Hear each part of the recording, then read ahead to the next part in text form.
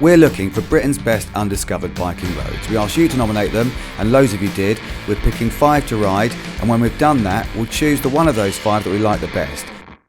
Visordown is looking for Britain's best undiscovered biking roads. Some weeks ago we asked you to nominate them, and we're riding them. And when we've ridden a few, we're going to choose our favourite and give the reader who nominated it a prize of a Kawasaki watch, a Kawasaki jacket, and 2 VIP BSB passes.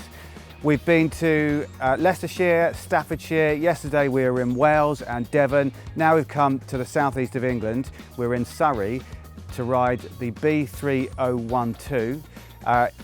It's a section of road known locally, according to the reader who nominated it, as Pirbright Bends. So in actual fact we're nearer Mitchett than Pirbright, but never mind, it's called Pirbright Bends. And the route we're taking, it takes a kind of loop. We go east down the B3012, then we turn right down Mitchett Road, and then that kind of loops back on itself and comes back up to the B3012, and then we're back where we started. We've ridden 4 different Kawasaki's so far. We tried the ZX10R, the Z900, the Vulcan S, and the Z650. Today we're riding the Ninja 650 because we thought it would be good for the bends. So any road that's called something bends has got to be good, we think, especially when it loops back on itself. So let's go and find out what it's like.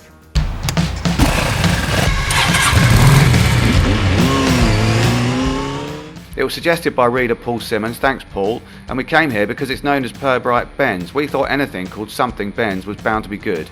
Plus, because it's a loop, we can just keep going round without ever doubling back. We've ridden a different Kawasaki on each road. So far I've tried the ZX10R, Z900, Z650 and Vulcan S. Today I'm on the Ninja 650, the replacement for the ER6F and essentially the fared version of the Z650. So it turns out, not surprisingly, that this route is aptly named Pirbright Bends because a series of bends is exactly what it is. It twists its way through forests with trees either side and overhanging the roads, and winds its way left and right more or less continuously. I've ridden the Ninja 650 back from the last road in Devon, so I've had a chance to get to know it a bit.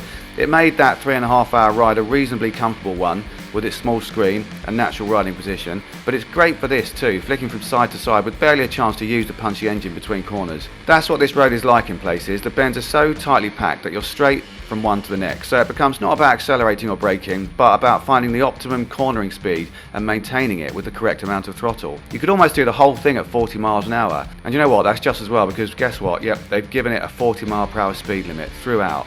What a shame. I don't think it makes it safer. All it means is 40 becomes the target speed at all times. So anyway, let's recap on where we've been. The first road we tried was the B6047 from Market Harborough to Melton Mulberry in Leicestershire, which was rolling hills and typical picturesque English countryside, marred slightly by a bit of 50 mile per hour limit, but it changes to 60 halfway. Then we went to Staffordshire to ride the B5013 from Uttoxeter to Rugeley. That was not quite as picturesque as the first one, but a little bit more challenging with less predictable bends and a bridge across a huge reservoir halfway. Then we went to the South Wales Valleys to ride the A4233 from Aberdare to Merdy, and it was amazing, zigzagging its way up out of one valley town and then descending 5 miles later into the next. Then we headed southwest to ride the A39 from Porlock in Somerset to Lynmouth in Devon. That starts with a really steep climb that brings you out so high you can see across the Bristol Channel to Wales, and it ends with a stunning stretch right along the coast. But does it qualify as undiscovered? Probably not. And then we came here, which is great fun, but we can't really make the winning road a 40 mile per hour one.